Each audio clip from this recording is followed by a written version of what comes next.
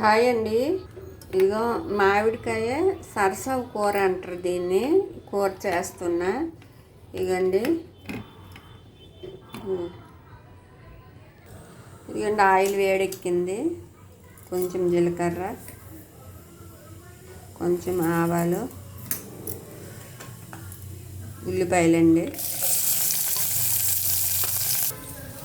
ఇదిగండి జీలకర్ర, ఆవాలు, ధనియాలండి. ఈ మెయిన్ ఇవి మిక్సీ పట్టుకోవాలి, పేస్ట్లా చేయాలి.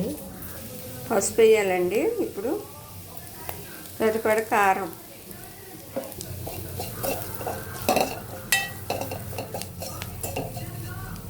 ఇదిగండి ఇప్పుడు మామిడికాయ ముక్కలు వేసేయాలి. ఈ కూరకి పెద్ద పెద్దగా ముక్కలు డబ్బులు వేయాలండి, చిన్నగా ఏం అవసరం లేదు. ఇదిగండి ఎల్లుల్లిపాయలు కూడా వేసాను, 3 రెమ్మలు. ఇదిగండి ఇట్లా పేస్ట్ చేసుకోవాలి, వాటర్ వేసుకొని. ఇప్పుడు ఇది కూరలు వేసేయాలండి.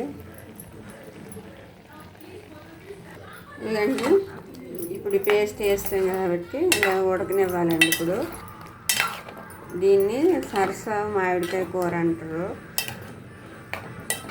బెల్లం కూడా వేస్తారండి. కాయలు అయితే తీయగా ఉన్నది, అందుకే నేను బెల్లం వేయలేదు. ఇప్పుడు తీయగా ఉన్నది, కొంచెం పులుపుగా ఉన్నప్పుడు బెల్లం వేయాలి. కాకపోతే నేను ఇప్పుడు బెల్లం వేయట్లేదు.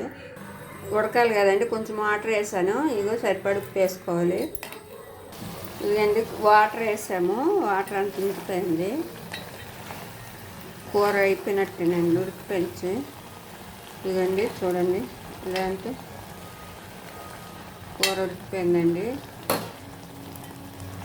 స్టవ్ ఆఫ్ చేస్తున్నా. కూర ఉడికిపోయిందండి. ఎంత టైం కూడా పట్టదు. బెల్లం మాత్రం కంపల్సరీ వేయాలండి. నేనైతే ఇప్పుడు వేయలే, కానీ బాగా తీయగా ఉందని వేయలే, కానీ బెల్లం వేస్తే ఇంకా టేస్ట్ బాగుంటుందండి. దీన్ని సరసవ మామిడికాయ కూర అంటారండి.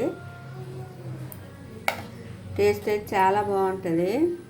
మీకు కానీ మా వీడియో నచ్చినట్టయితే లైక్ చేయండి, షేర్ చేయండి, ప్లీజ్ సబ్స్క్రైబ్ చేసుకోండి. థ్యాంక్ యూ అండి.